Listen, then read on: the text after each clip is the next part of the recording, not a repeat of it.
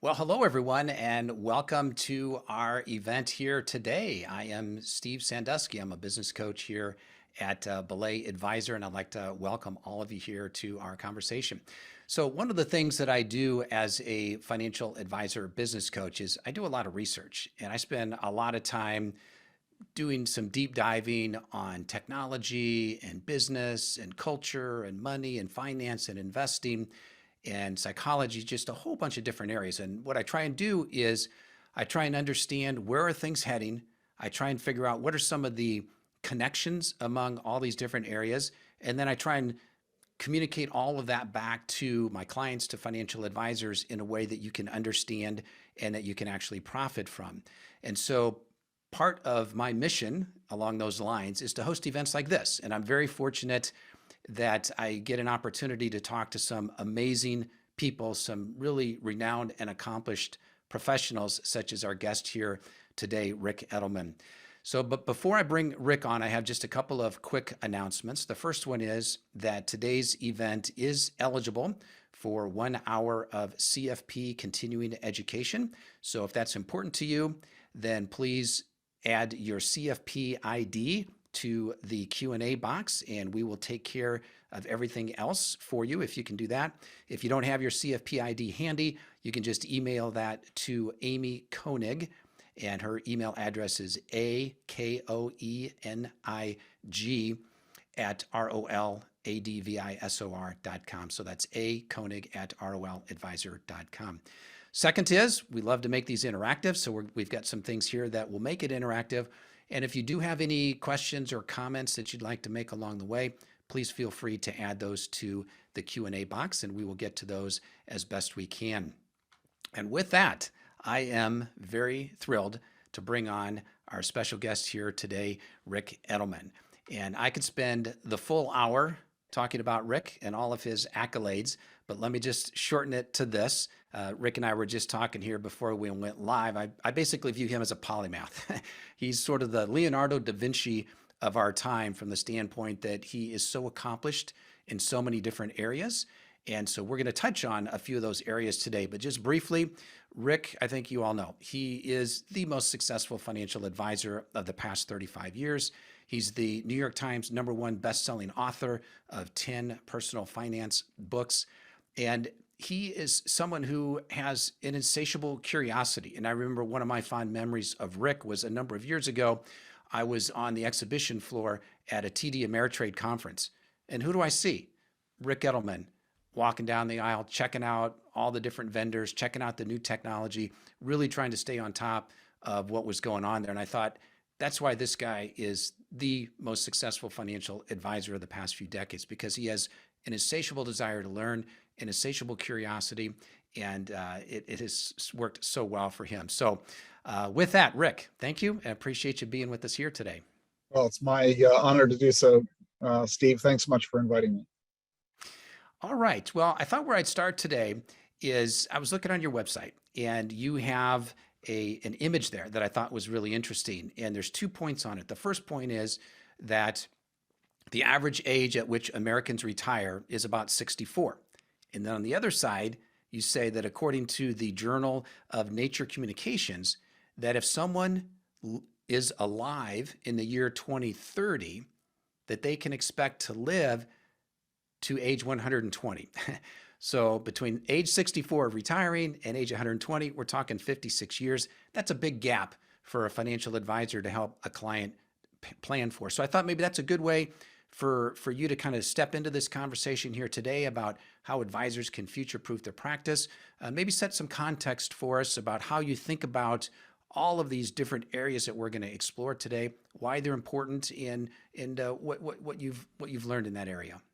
Yeah, the website you're referring to is my sister site to this one, DACFP. The site is The Truth About Your Future, thetayf.com. I have 2 different businesses going on. This one here, DACFP, focused on digital assets, and thetruthayf.com is focused on helping people understand the fundamental changes that are occurring in society today because of longevity. And the 2 statistics you cited, which I put bold on the main page, because it's the most important thing we have to understand.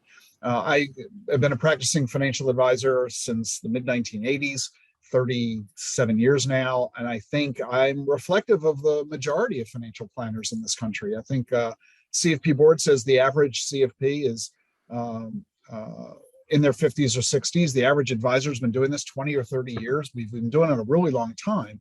And I think back to the early financial plans that I gave my clients back in the 80s and 90s. We were assuming that those clients would live to 85.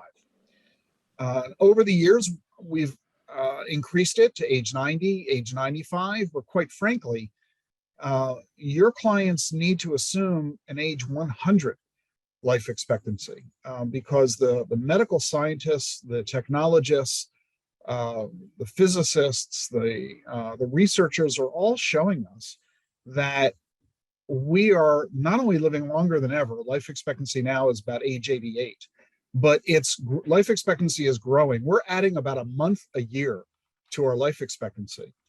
And by 2035, we'll be adding a year, which means every year you're alive, you can expect to live another year. And this has profound implications for society broadly, as well as us individually. And I challenge most financial advisors to review the financial planning assumptions, because I find that if you run a financial plan, assuming your client will live to age 90, you're probably, A-okay, that plan works. They're not going to run out of money.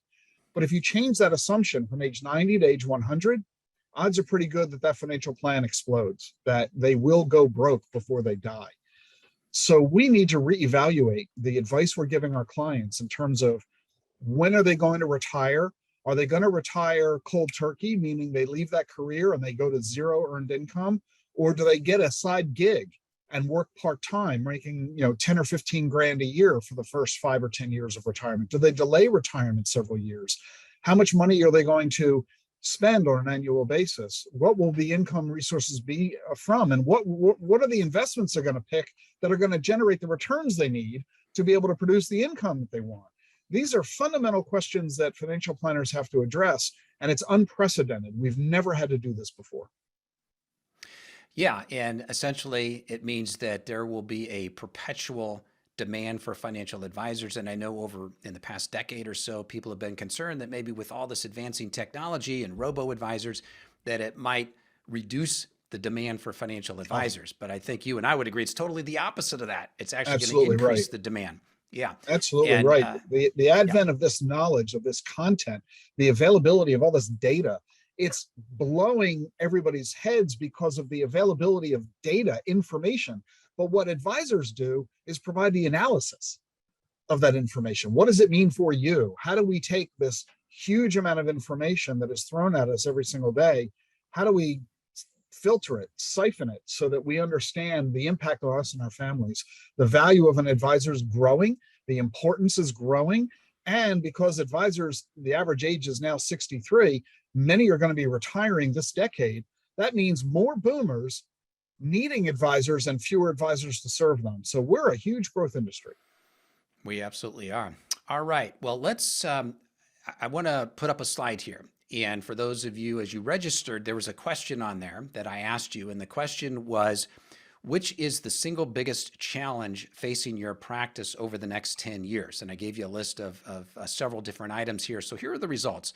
So we're just going to riff on this here for just a moment. So for those of you that might be just listening to the audio or listening after the live version here, I'm going to read them to you. So again, biggest challenge facing your practice over the next 10 years. The top answer at 24% of you chose this was adding new planning capabilities like life planning and health and wellness planning. Coming in at number 2 at 20%, actually a tie for number 2, was keeping up with rapid technology change. And tied there was staying on top of new investment options like digital assets. Number 4 at 19% was finding, managing, and retaining quality staff. Coming in 5th at 12% was something else that's not listed here. So if you're one of those 12% there, I'd love for you to drop that in the Q&A box and just put in, well, what is it that you think is going to be your biggest challenge that wasn't listed here? I'd love to see that. And then the final answer at 5% was none. we're doing great and we roll with the changes. So congratulations to the 5% there. So Ric, I don't know if you've got any comments to any of these percentages strike you. Is there anything where you'd say, hey, I think this is too high or this is too low, or any observations that you have? I think this is right on the money, and I think most would also check all these boxes as wanting, a little bit of each. But these do make a lot of sense to me. We have now gotten to the point where financial planning has become ubiquitous. When I first started in the 1980s, nobody had ever heard of financial planning or financial planners. The CFP was something few people had ever heard of, let alone obtained. And these days, though, everybody understands the need for financial planning. Everyone understands the importance of saving for the long term, for retirement, for college, the importance of saving for college for a baby, not waiting until they're a senior in high school.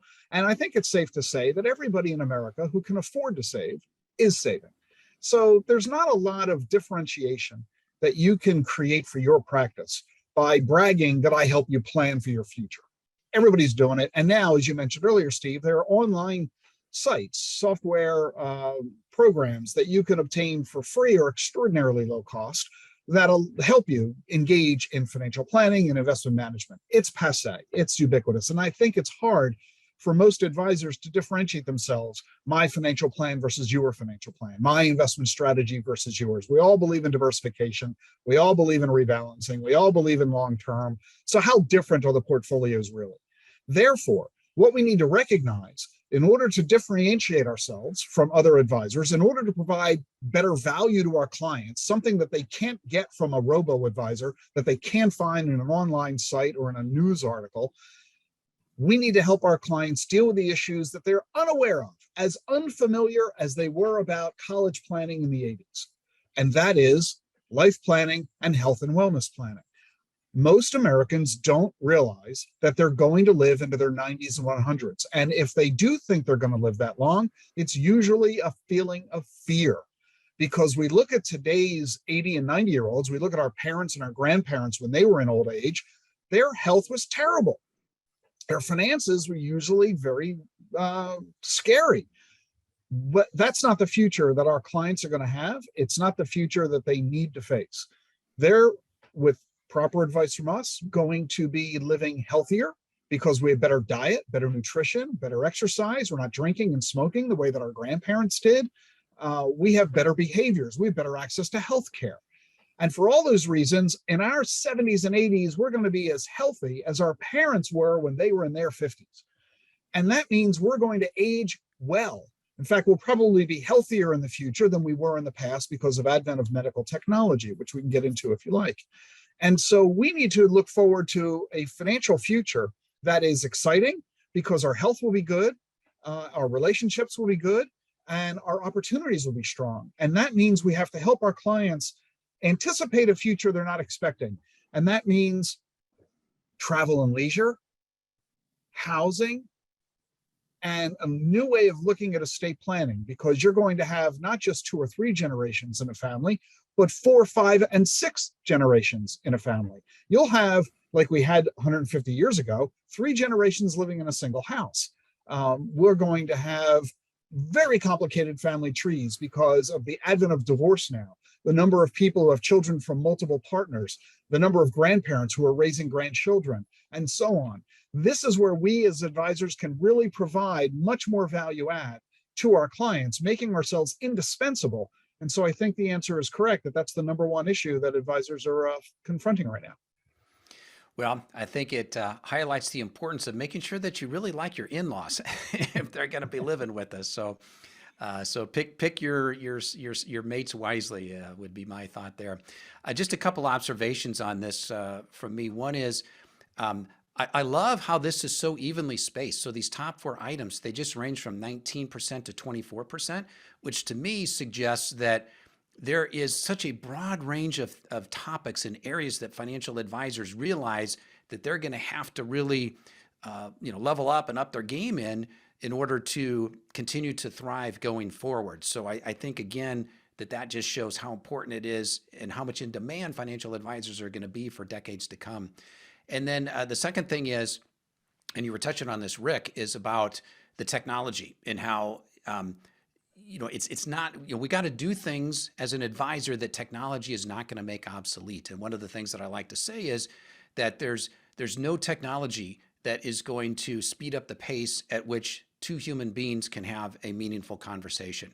And so as we look at the life planning capabilities and the health and wellness planning, those are things that a financial advisor can have a meaningful conversation with their clients about. And technology is not going to take that away.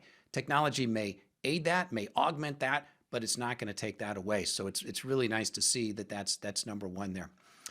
All right. Well, let's dig into these 5 different categories here. And so the first one is exponential technology. And Ric, I know you spent a lot of time. You're very deeply ingrained in Singularity University, and so tell me a little bit about how you think about exponential technology and how a financial advisor should be thinking about that. Because advisors are not, they didn't get into this business to be a technician or to be technologically savvy, although they need to have some level. How do you think about exponential technology as it relates to the planning advice that advisors will be giving?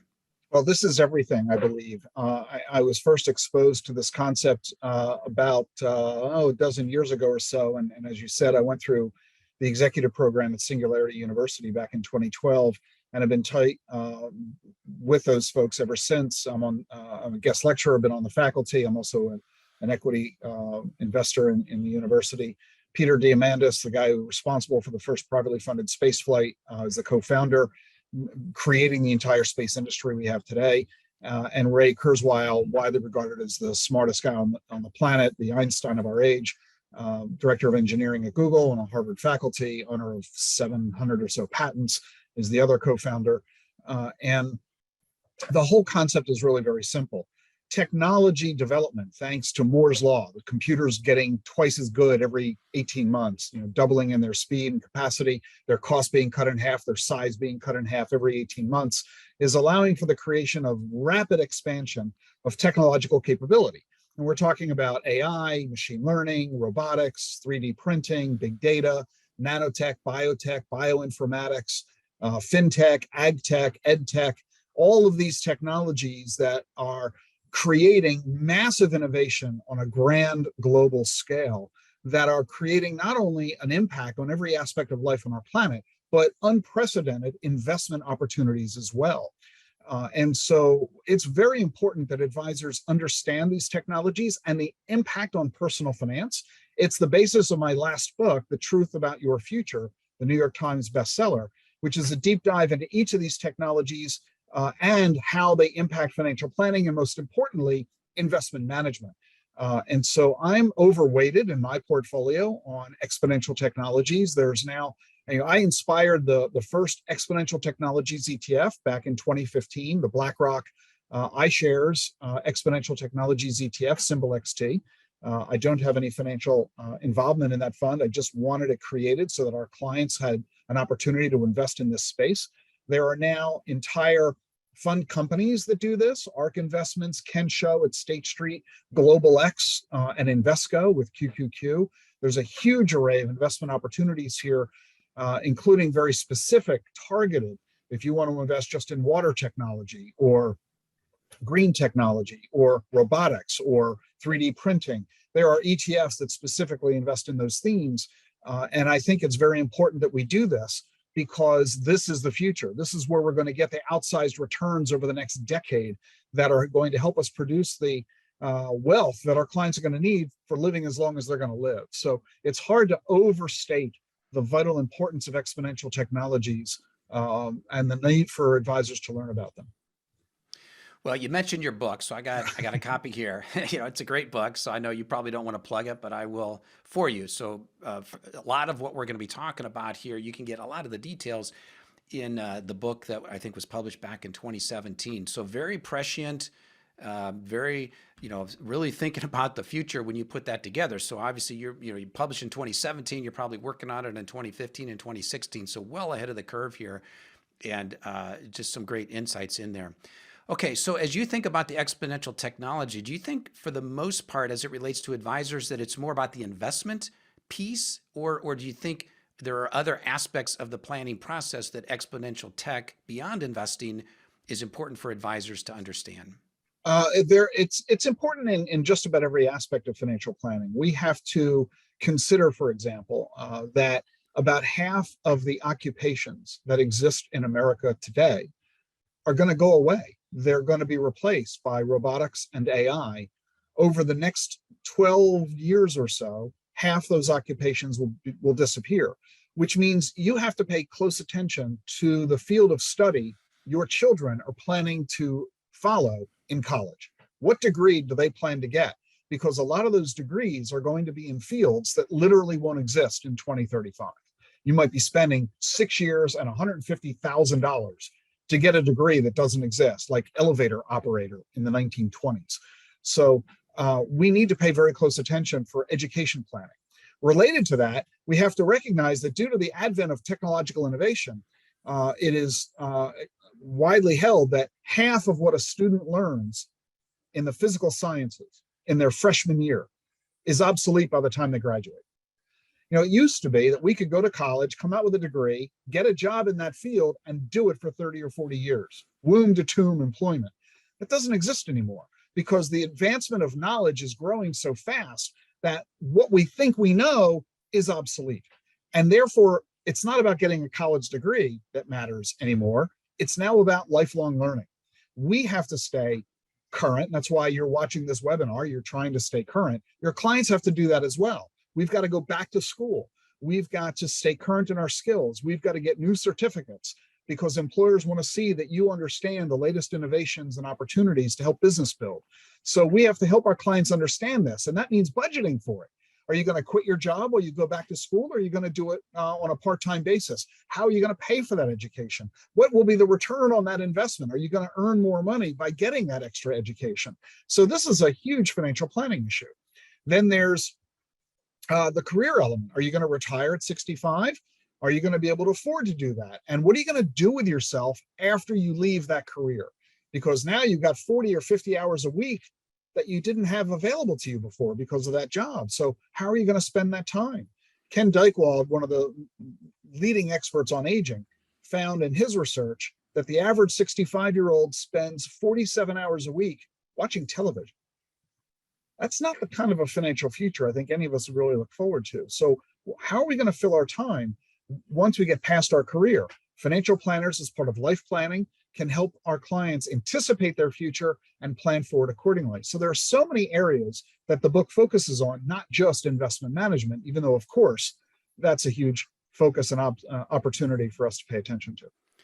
Right. And I think that's a great segue into the second area that I want to talk about, which is Bitcoin, blockchain, and digital assets. Now, obviously, you're super early in that area. I think it probably goes back to maybe 2012, right, when you first really started looking into that. And now you've got, DACFP. We've got the background there. I'm part of that in terms of having gone through the training and have the certificate in the blockchain technology. So I think it's a fantastic program. But let's talk about that. So you're a big proponent of digital assets. You talk about the 1% allocation. So frame it a little bit if you could. What's the story? What's the reasoning why financial advisors need to be paying attention to Bitcoin and these digital assets, and what role may they play in a client portfolio? Well, as we acknowledge that exponential technologies broadly are crucially important to investment opportunity, within that conversation, blockchain and digital assets, I believe, are dominant. The blockchain technology represents the most important advancement for global commerce since the invention of the internet itself. Let's go back to 1995. Wouldn't it have been very cool if we were smart enough to invest in Google, Amazon, Apple, Microsoft, and so on? Well, we blew it. We didn't really do that then. This is the next opportunity. Blockchain technology is the first new asset class in over 150 years. The last time we had a brand new asset class was the discovery of oil in Texas and then Saudi Arabia. And look at how impactful oil has been to the global economy. And we forget, we weren't alive then, that prior to oil, we were using whale oil to provide light at night. And oil and that industry has totally changed every aspect by creating the ability for electricity, power, and everything that has happened ever since. This is as big a deal as that. These kinds of innovations don't come along very often, once in a lifetime, and that's where we are today. The reason that blockchain is such a big deal, many refer to it as Internet 3.0.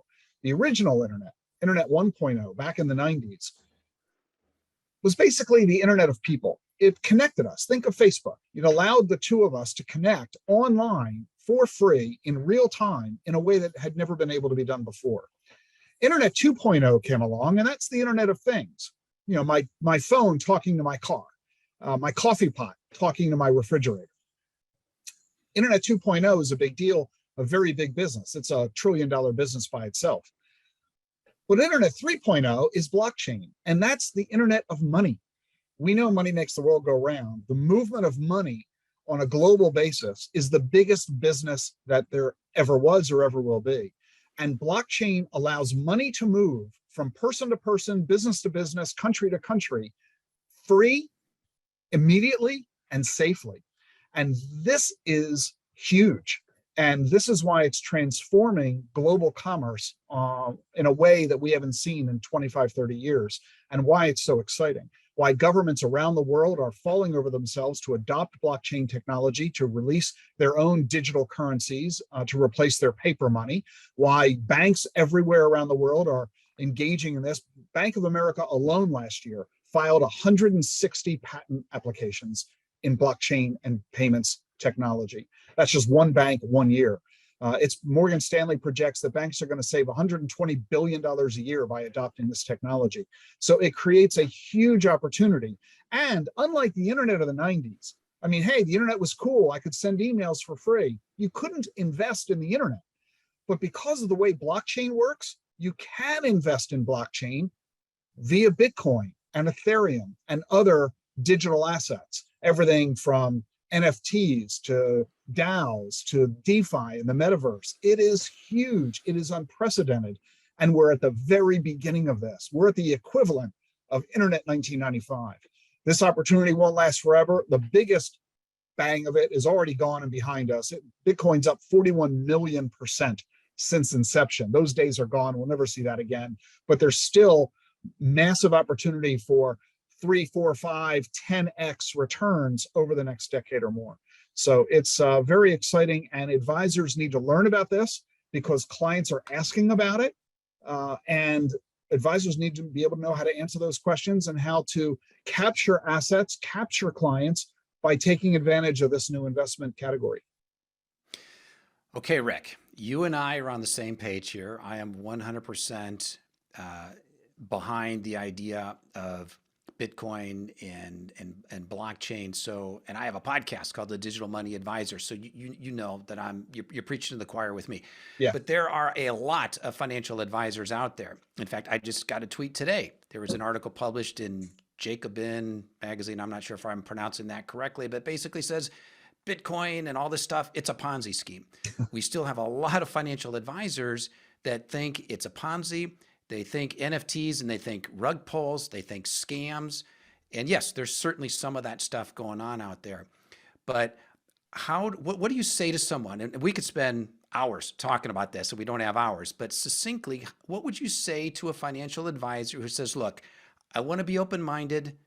I want to consider this, but I see so much stuff out there. I see Paul Krugman. I see Peter here says, why do some really smart people like Paul Krugman still say that it's no good? Well, this is the same Paul Krugman that said, the internet wasn't going to be a thing too. So I'm not sure that I would be taking my advice from Paul Krugman. But what do you say to an advisor who says, look, I want to be open-minded, but I'm still not convinced yet? What do you say? Yeah, well, I get it. I mean, it's not just Paul Krugman. I mean, Jamie Dimon says Bitcoin is worthless. He said that in October. Warren Buffett calls Bitcoin wet poison squared. Yeah. I mean, you've got some really smart people saying this is nonsense. So you've got to be skeptical about this. I certainly was. I mean, I know how advisors feel when they are approached with the concept of Bitcoin, because I tell you what, on the face of it, this makes no sense. When I first heard about Bitcoin in 2012 is when I was introduced to it. That was my reaction. It's like, huh? It's what? It made no sense to me. But what I found is that most people, when they first come upon it, just dismiss it out of hand. That's not what I did. My attitude was, this makes no sense to me. I don't get it. I therefore need to learn more. I need to figure this out because there's somebody saying there's a there. I don't get the there. So let me try to understand this. And so I spent a lot of time in 2012, 2013, researching, learning, talking with people, technologists and cyber experts and financial experts, and trying to get my arms around it. And finally, by going through that research, finally concluded two things. There is a there. This is an incredibly impactful technology, and most financial professionals don't realize it. And that's why I created DACFP, the Digital Assets Council of Financial Professionals, 4 years ago, to provide an educational resource for advisors. I spent 9 years learning about this. The certificate program you went through, Steve, is 13 hours. So you don't have to spend 9 years like I did. I created the certificate and all the education we offer at DACFP so that you can get the knowledge really, really fast. And that's all I ask. I'm not asking you to become in love with Bitcoin. I'm not asking you to start recommending or selling Bitcoin to clients. I'm simply saying you have an obligation as a fiduciary to serve your client's best interests. And that means being knowledgeable about all of these subjects so that you can effectively counsel your client. Quite frankly, I can show you how to make a lot of money building your practice, winning new clients, new assets by hating Bitcoin. It's not about whether you love Bitcoin. It's not about whether or not you should own it. It's a matter of understanding the technology so that you can determine how it fits into your practice and the style of advice you want to give your clients. Whether you love it or hate it, it's here to stay. It's big and getting bigger, and you can't ignore it anymore. 5 years ago, Steve, if a client came up to you and said, what is this thing, Bitcoin, should I buy it? It was easy to wave your hand, dismiss it. You know, it's a fad, it's a fraud, it's a tulip bulb or a beanie baby. Ignore it. That was easy 5 years ago. You do that today, you look foolish because your client wants a real answer. Imagine your client walking up to you saying, what's an annuity? Should I own one? And you just say, oh, it's a fad, it's a fraud, it's ignore it. That's not answer for your client. You would never answer an annuity question that way. A lot of advisors hate annuities, but you're able to explain to your client what they are, how they work, the fees and expenses and the risks and the features, why you do or don't like them. You should be able to do the same thing with Bitcoin and blockchain. That's all. This is a totally new asset class. You have no experience in it. It is unlike any other asset you've ever witnessed. It has nothing in common with stocks or bonds or real estate or gold or oil. And therefore, you need to get yourself some education so that you have a working knowledge of this so that you can effectively answer your client questions. And together, you and your client will figure out whether they should or should not engage. And if so, how to engage. It's as simple as that. So I think the initial premise that you cited was correct. I'm open-minded. That means you want to learn more. What bothers me is when somebody says, I don't know anything about this, but I hate it. And by the way, that's Jamie Dimon. He said that in October. I don't know anything about Bitcoin, but I think it's worthless. Well, those two sentences don't make any sense. If you don't know anything about it, how can you reach a conclusion? Jamie Dimon's just making himself look foolish. Yeah. Yeah. And I mean, I love everything that you said there. And a couple of things that I would mention here as well is, just reiterating what you talked about, the education is just have an open mind. And one of the things that I try to do, again, I am an advocate for this technology, but what I also try and do is I try to be skeptical. I try and understand what is the negative case for this. What are these people who say it is a fraud or it is a Ponzi? Where does that come from? And so I'm trying to understand their framing just as well as they do. And what I try and do then is I try and weigh all of the information. I try not to be in this echo chamber and try and understand both sides, and through discernment, through education, through knowledge, just try and come to a good conclusion. I think that's what we're all saying here for financial advisors as a fiduciary, is it's really incumbent upon you to take a look at this asset class. Maybe you decide it's not for you, or maybe not now, maybe later, but maybe not now. That's okay too. So yeah, Now, here's again, the we can best talk part. about this forever. Here's the best part. If you go through our certificate program, and we do a lot of webinars, we have a lot of content on our site, everything is for free. If you go through our certificate class, it's $549, 11 modules. You can binge it in a weekend, although most people don't. They'll spend a few months going through it. You'll get 13 CE credits. So you'll emerge, if nothing else, you'll get 13 CE credits and a certificate. And when's the last time you took a CE course and actually learned something brand new? So you should go through the course simply because it's a new intellectually stimulating opportunity, and it will allow you to have more impactful conversations with your clients. It's really that simple. Yeah, totally agree with that. Now, Dan's got a good comment here. He's in the UK and he is bringing up the regulatory issues. Now, their environment, I think, is a little different over in the UK than it may be here in the US. So what are your thoughts, Ric, in terms of how a financial advisor needs to think about the regulatory environment? We've got, E&O insurance and, that sort of stuff that's still, I think, trying to be worked out. So what's your current take on what's happening with the regulatory environment? Specifically to crypto? Or Yeah, as it broadly? relates to, yeah. Well, let's talk about like Bitcoin, for example. Okay. There is a need, of course, for all advisors to have E&O coverage and professional liability coverage. If you're an officer or director of your business, you should have O&D coverage as well. If you're going to travel overseas, you should have K&R coverage too, kidnap and ransom insurance, because we're financial advisors. We're known to be wealthy. We're in the money game, and we're targets when we travel overseas. So you should have all that coverage. That's a given. In the world of crypto, some people believe that you can't get E&O coverage for activities involving crypto. That is not true. There are lots of myths out there, and that's one of them. Depending on how you engage in the digital asset space, your standard E&O policy will cover you. Now, if you're going to go try to buy Bitcoin directly on an exchange, that is likely not going to be covered. But there are so many other ways that you can include digital assets in your client portfolios that are already covered by your E&O policy. And in fact, are already approved by, if you're with a broker dealer, already approved by them. If you have a part of a large firm, that your compliance and legal is already okay with it, because there are simple, easy ways to do this that don't raise eyebrows, that aren't on the cutting edge. If you're going to go out on that cutting edge, that's where it gets murky. That's where it gets a little bit weird. And I'm not sure that that's necessary for the typical advisor or even the typical client. But there are simple, safe, highly accepted methodologies that nobody would raise an eyebrow on. And so you should not assume that you can't get coverage, or that the absence of coverage precludes your ability to engage, because those are myths. It's simply not true. All right. Well, like I said, we could talk forever about that, but I want to make sure that we cover these other topic areas as well. So the next one I want to talk about is longevity. And I know you touched on this here just a little bit, and this is another one of my favorite areas to discuss. I've had a number of folks on my podcast talking about this, but just this idea of how up to this point, we basically have had a three-stage life, meaning we were born, we go to school for maybe 20 years or so, then we have maybe 35, 40 years of work, and then we have maybe 20 years of retirement. So that's sort of this three-stage model.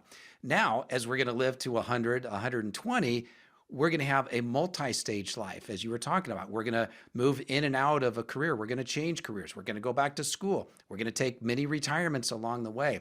I'd love for you to maybe go a little bit further with that, and how should financial advisors be thinking about that from a planning standpoint? Yeah, you referred to it accurately. What you referred to is what we call the linear lifeline. You're born, you go to school, you get a job, you retire, you die.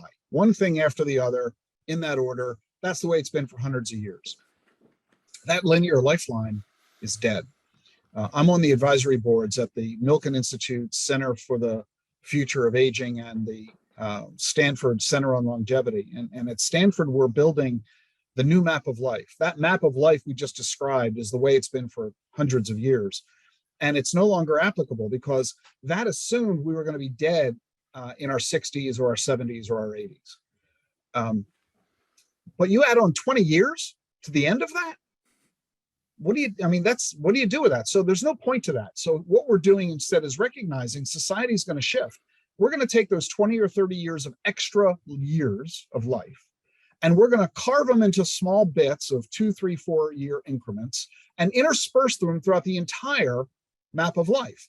For example, why are we sending our children to school at age 5 and 6? Why are we ending high school at age 17 in 12th grade? If you think about it, freshman year of college is really 13th grade, right? You're not taking any classes in your major.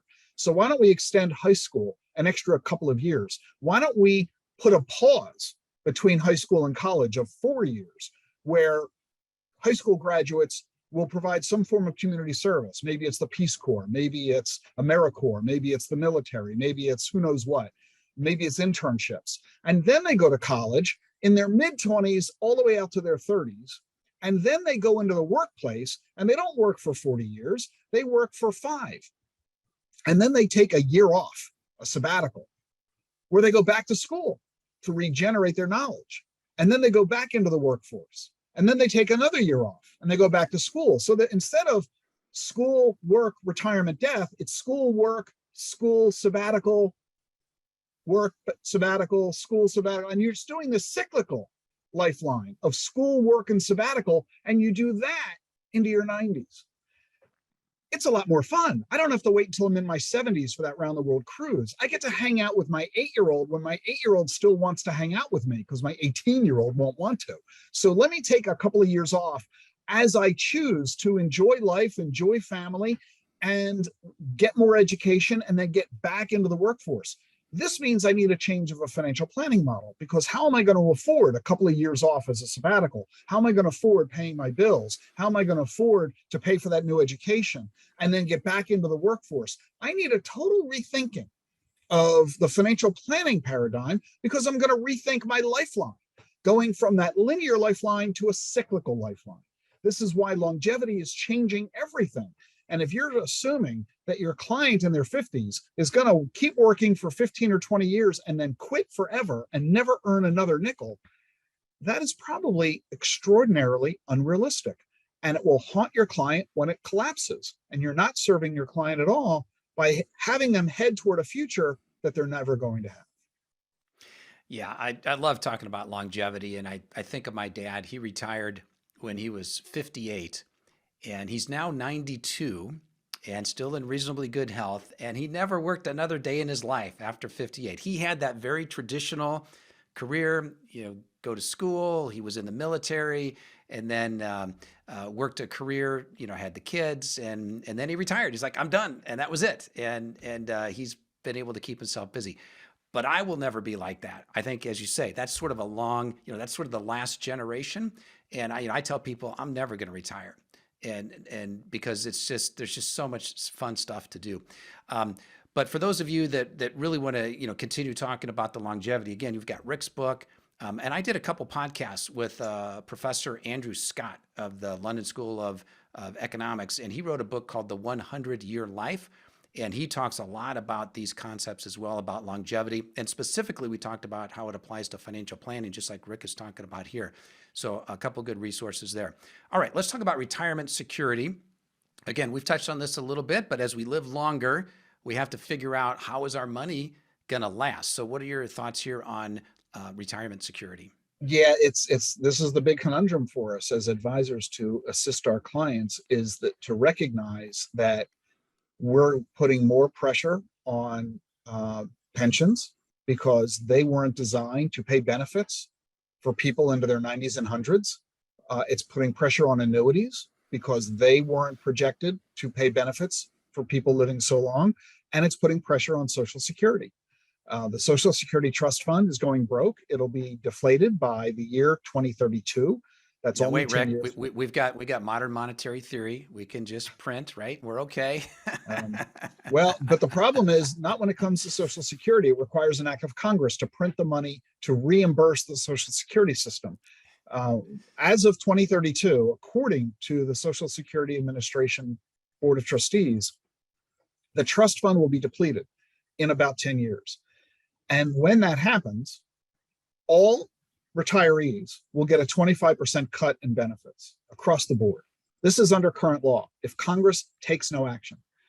Well, you tell me, the average beneficiary getting about $1,400 a month, and that check representing for the average retiree 60% of their income, that would cause millions of American retirees to lose their homes, be unable to buy food and medicine. This is a political crisis. Forget about a humanitarian crisis. This is a political crisis of unprecedented magnitude. So do you really think Congress will let that happen? I don't. I think Congress will jump in. And the only way to solve the problem is for Congress to provide more funding to Social Security. And that means more Social Security taxes. Taxes could rise radically. And so is that going to be politically popular? No. So this is why it's such a huge political issue. And the longer Congress takes to figure out the solution, the worse the problem gets, because the less time they have to fix it. The higher the taxes are going to have to go, or the bigger the benefit cuts will have to be. So at the very moment, we need more money than ever because we're living longer than ever. There's less and less money available from third-party sources, annuities, pensions, and Social Security. That means there's more and more burden on each of us to build our own piggy bank through our own savings and our 401ks and our retirement accounts and our other savings to be able to amass the money we're going to need for as long as we're going to need it. And that's why most folks are underestimating how much money they need to save and the rates of return they need to earn. And they're overestimating the rates of return they're going to get from their portfolio. We know there's a sea change going on in the bond market because interest rates are at historic lows. We know that bonds go down when interest rates go up. This hasn't happened in 40 years. It's happening starting now in March with the Fed's increase in rates. We know that the real estate market is extremely hot like it was in 2007 with prices outpacing incomes. We also know that the stock market is at ridiculous levels. It's had the correction, which has been helpful, but a lot of folks are projecting that market returns the rest of this decade are not going to be what they've been the last 10 years. Therefore, we need to pay special attention to where are we going to get the returns available to help us meet the need we're going to have for the incredibly long retirement we're going to experience. And that takes us back full circle to exponential technologies, blockchain, and digital assets.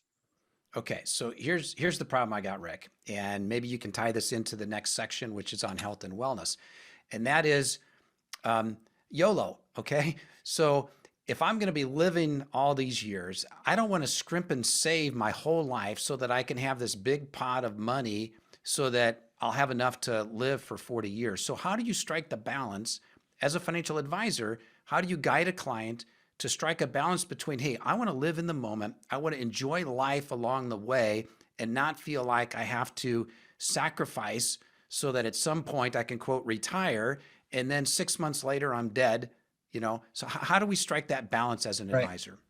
Well, first, you don't have to. Your client will do it on their own once your client understands the environment in which they're in and which they're going to be. Most clients, most American consumers are unaware of this longevity curve. They don't realize how long they're going to live, how healthy they're going to be for as long as they're going to be. So they don't realize they need to save massively for the future. Once you provide them that education, that information, they'll get it. You won't have to tell them to cut their spending or reduce their lifestyle or to work a few years longer. They'll instinctively do it. Self-preservation will cause them to do it. So you don't have to worry about that part of it. The other part of it, though, how do you address that? The YOLO element of being a dull and boring person who does nothing but work to amass money like Scrooge. It's real simple. Calculate for your client how long they really can be expected to live, how much money they're really going to need to save between now and then, and have them save that amount. Once you have them save that amount, which is entirely doable for the vast majority of your clients, they're then free to spend all the rest of their money guilt-free, worry-free. So they can go enjoy themselves because they'll have already saved for their future. See, we have to remember that this longevity thing is not merely a crisis, it's also a huge opportunity. You know what the benefit is of living to age 100 from a financial perspective? Don't focus on the amount of money you're going to spend to age 100. Focus on the power of compounding. Most of us have focused on compound growth for 20 or 30 or 40 years. Go play with your calculator, pull out your HP 12C, and compound the wealth, not for 40 years, but for 60 years. Massive, unprecedented levels of wealth. I'll give you one quick anecdote. My aunt died at age 97. She was living alone until she died, at home alone, until 2 months before she passed. And when she finally passed, my brothers, I was her executor and managed her estate. No husband, no children. She single her entire life. She lived in the home that she inherited from my grandparents, her parents.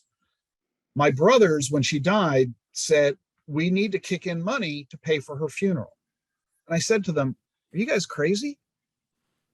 Aunt B was worth a fortune. They were shocked. She hadn't worked since she was in her 50s. They were sure that she had only Social Security to support herself. They said, how could that be? I said, what do you mean, how could that be? The woman has had very few expenses, and she's been compounding her Social Security checks for the past 50 years. You take $1,500 a month times 12 months times 50 years and figure out how much money you end up with. The longer you're going to live, the easier it is to create wealth. So your clients will discover this isn't a challenge at all if they get started now. Yeah. So I'll bet she also had a financial advisor named Ric Edelman that was advising her too. That helped a little. That helped a little. All right. Well, we've got 7 minutes, and I've got two things that I want to make sure that we cover here. First is I want to touch a little bit on health and wellness, which is the fifth topic. And then we're going to wrap up with another poll, and I want to make sure we got a couple of minutes to riff on the results of that as well. So health and wellness, what are some thoughts? What should advisors be thinking about as it relates to that and financial planning for the future? Well, if we're going to live to age 100, we better take care of our brains and our bodies because we only got one of each. So we know what it's like to reach our elder years in poor health. America has a healthcare crisis because we tend to peak in health about a dozen years before we die. And this is not a future any of us want to have. Fortunately, we do have an array of knowledge. It's not a magic elixir. We all know the secret: nutrition, exercise, stress, sleep, and relationships. That's what it takes to have a long, healthy life. And of course, access to good healthcare counts, which is why it's so important we provide all of this access to lower income American families as well. So your clients, being affluent, have the opportunities to set the stage for living a long, healthy, and fulfilling life. And it means they need to adopt the lifestyle to do it, or they really, really will live to regret it. Absolutely. All right. Well, let's pull up the poll here. So Amy, if you could throw up the poll for us, I'd appreciate that. And so the question that we have here is, and I'm going to read this out and read the potential responses. So of these 5 areas, which area is your highest priority to adopt, improve upon, or implement going forward so you can future-proof your practice? And you get to choose one response, and the options are exponential technology, number 2, Bitcoin, blockchain, and digital assets, number 3, longevity, number 4, retirement security, and number 5 is health and wellness. And we'll give here just a few more seconds here for the results to roll in. And these are the areas that we talked about here today. So it'll be interesting to see, Rick, as we've had the conversation, what, if the percentages here change a little bit from when people were originally going in here. You want to take a bet, Steve, as to which of these most folks are going to say is their number one choice? Well, I'm cheating because I can actually see the results on my screen here.